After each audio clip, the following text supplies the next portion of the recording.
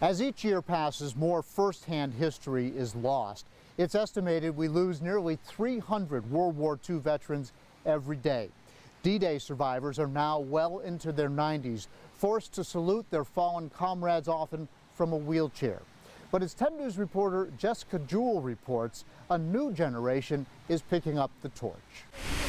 The National D-Day Memorial attracts all kinds of visitors, many of them children. The kids are really fascinated by it. Megan Smith's fourth grade class at Smith Mountain Lake Christian Academy, among many school groups learning about the events of June 6, 1944 for the very first time. It's important to make history come alive for the students, to help them connect with it in a way that it's not just words on a page, it's not just dates. The youngest generation learning about the greatest generation. If you had visited the National D-Day Memorial when it first opened, very likely it was a D-Day veteran giving you the tour. But those treasured firsthand stories are much harder to come by now. The memorial's Director of Education, John Long, estimates less than 2% of the 140,000 Americans who fought on D-Day are still alive.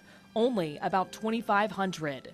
The youngest of those veterans now in their mid-90s. We want to make sure that what the greatest generation did in World War II, the freedoms that they helped secure for the world, that must be remembered. Left, right, left. And they're doing just that. School programs, commemorations for Memorial Day, D-Day, and Veterans Day, and daily tours often given by the grandchildren or children of the veterans who stormed the beaches themselves. The 75th D-Day anniversary in 2019 referred to as a last hurrah. More than 100 World War II veterans in attendance, but far fewer expected to be around by the 80th anniversary. They were mobbed by people wanting to say thank you, wanting to introduce them to kids and grandkids so that a 10-year-old be able to say, I met World War II veterans.